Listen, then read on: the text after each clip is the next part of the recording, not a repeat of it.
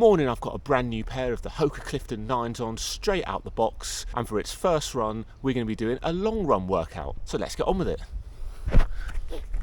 I've been really looking forward to this one, both the long run workout and the new pair of trainers. Let's just knock out this long run workout first, then I'll get into the Clifton 9's. I'm looking for a 2-hour long run today, which should end up being 24 kilometres, 14, maybe 15 miles. First half easy, and then I'll go into 2 by 10 minutes, a sort of tempo effort, so somewhere between a marathon and a half marathon effort. Both of those I'll take a 5-minute recovery, back down to easy, and then to finish things off, 5 by 2 minutes. Now ideally I'd like to do these at a 10k pace, but I'm not sure if I'm in the right shoes for this, so that'll be a nice little test for them. Right, I'm through 8 kilometres or 5 miles in 42 minutes 20 seconds, so really pretty pacey for easy. Highest heart rate I've seen is just 133, so body's feeling good. I just want to pick up some water from the petrol station over here.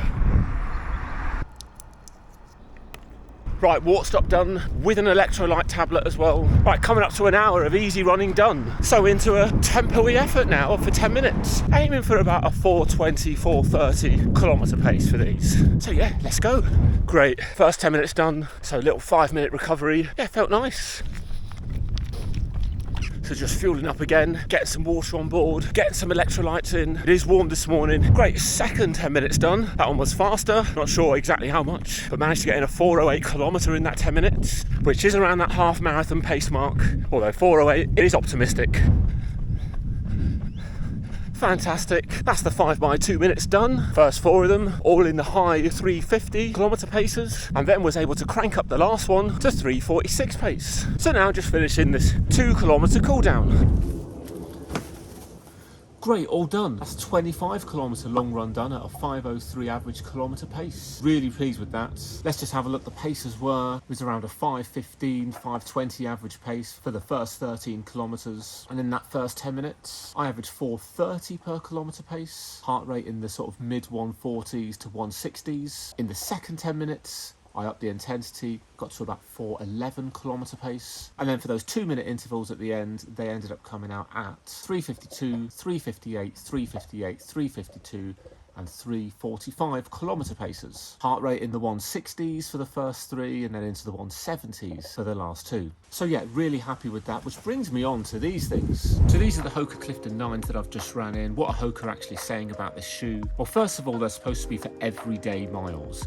And I think in most people's books, that basically means you have a shoe for racers, you have a shoe for speed sessions, and then all the other runs will be your everyday miles. I've got the UK size 11.5, that's coming out as 303 grams. Clifton are saying there's a ton of features and technology in this shoe, including things like compression molded EVA midsole, delivering non-stop comfort, the gusseted tongue which is inside here, breathable engineered knit, which is supposed to deliver lightweight foot hugging comfort, abrasion rubber outsole, which are these orangey bits here on the sole, an early stage meta rocker, which I think is this bit here. The heel to toe drop is a nice, comfortably low 5mm. My personal preference is to have a low heel to toe drop because I think that promotes a better running form. All right, so in terms of the comfort and the initial fit, immediately it felt good as soon as I put them on. I was a little bit worried about this flare up thing by the Achilles, but that ended up being no problem at all. I couldn't feel it at all once it was on and once I was running. In terms of the feel of the sole underneath, I'd say it's just perfection. I have got some shoes where you can just feel the unevenness in the density of the sole. It's as if you've got a small stone stuck in the sole somewhere and you can just feel it on every single step. No such problem with this. This is perfectly even and has a consistent density throughout.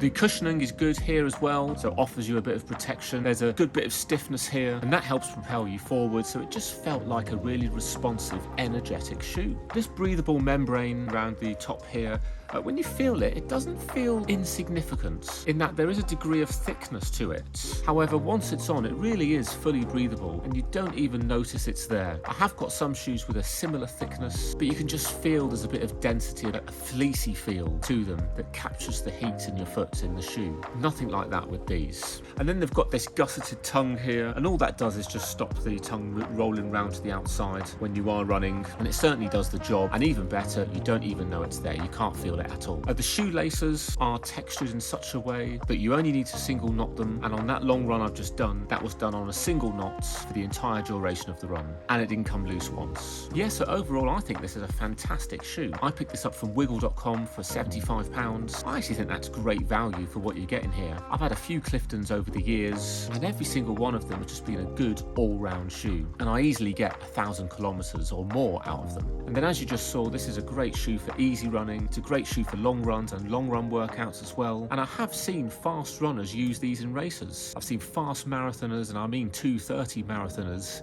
go round in Cliftons. So to me, this is one of the best all-rounders you can get. And if you were starting out on running and you didn't want to spend lots of money on different shoes, you just want a single shoe that will do all the runs for you, this has to be up there as one of the favourites. In fact, in a couple of weeks' time, I'll be away travelling. I'm going to be travelling light hand luggage only. These will be coming with me as I still plan to do a session at a long run. Now, I did get a pair of the Nike Pegasus 40s a few months ago. This has kind of been my all other run shoes, not racing shoes and not workout shoes. And I don't think these perform anywhere like these perform. But I've still got quite a few miles left in these. So what I'm going to be doing is taking the Pegasus off duty for the long runs now. These will be my default shoes for the long runs. And then for the remainder of the shorter, easy runs in the week, I will continue to use the Pegasus.